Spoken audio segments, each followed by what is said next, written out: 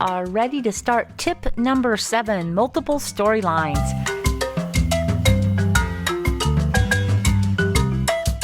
We like to think of video editing as 3 storylines: audio, visual, and emotional. Each one adds to the story content in a different way. Audio storytelling is for the ears, visual is for the eyes, and emotional is for the heart. Audio storytelling is what we use as the main driving narration of the video. For us, it consists of speaking directly to the viewer, conversations that will happen naturally during the videoing of a project, and interviews to fill in any gaps in the story. If a video is scripted, the footage is laid out accordingly on the timeline. However, we do reality shows, so we never know exactly what story we're going to tell each week. Breaking the show into 3 storylines allows us to share editing as it follows the same process. Our editing process begins with taking the raw footage we collect during the week, watching it, and selecting segments we like. We drop it into either the main or secondary timeline, called A and B roll. For us, the A roll represents the audio storyline, as the B roll is for visuals. The trick is to listen for interesting conversation and drop it on the main timeline, and watch for good visuals to drop on the secondary timeline. When done, we have usable footage somewhat organized. During this time, we are determining the developing storyline. This includes an introduction, content, and conclusion, which are separated in 3 or more sections.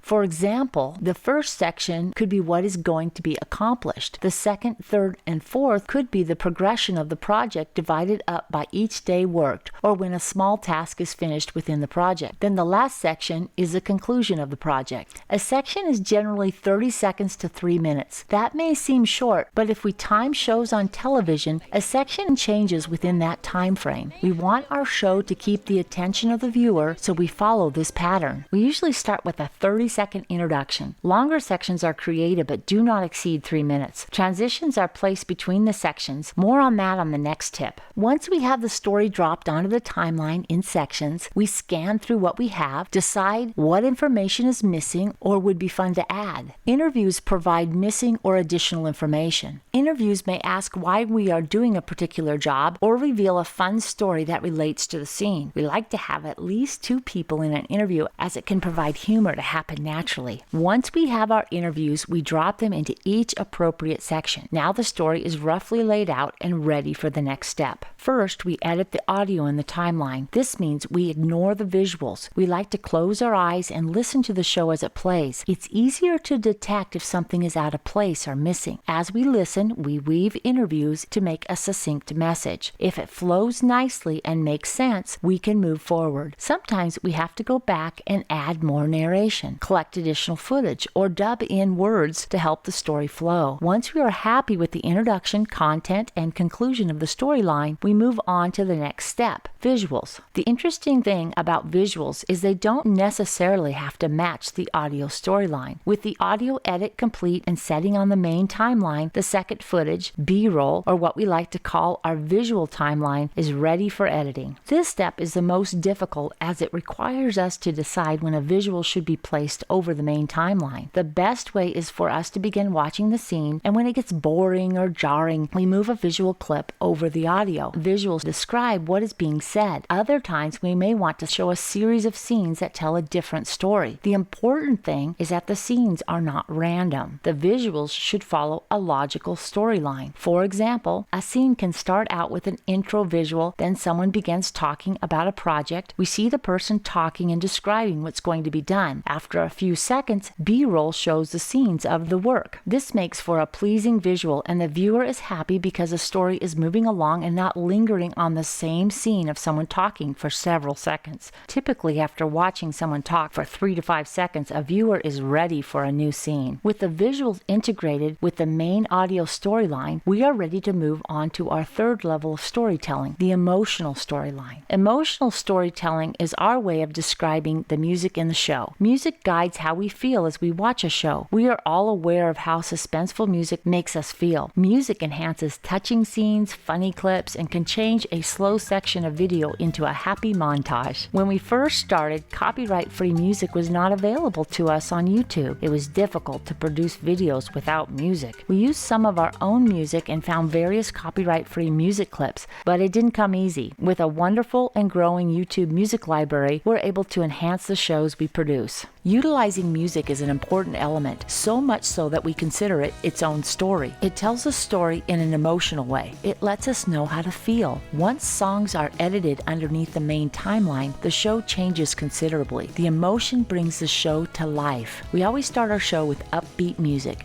Music pushes us forward and sets an exciting mood for the show. A music montage is simply music with no dialogue played under a series of visuals that tell a story. It can reach a variety of emotions that guide viewers to feel the story. For many years, we placed music under everything, but as our microphones improved and we felt more comfortable in front of the camera, we began cutting music away at times. Song selection takes time and practice. Here are a few suggestions. Find funny scenes that need some jovial music in the background. Maybe cut or fade in or fade out for an uncomfortable pause. Test it both with lighthearted music and no music. Pick what you like best. Try starting the show with a song and continue the song in another place. At the end of the show, play the end of the song. This allows the song to continue along with the show. The viewer will subconsciously feel a sense of completion when the show is over. Picking out the right music will enhance the scene. It's fun to swap out different songs and discover which one has just the right feel to it. Using songs strategically instead of at random will enhance a show. Music is also used in transitions. We will be talking more about that application in the next tip. Tip number 8, transitions. We will catch you next Wednesday as we continue our series. Have a great week.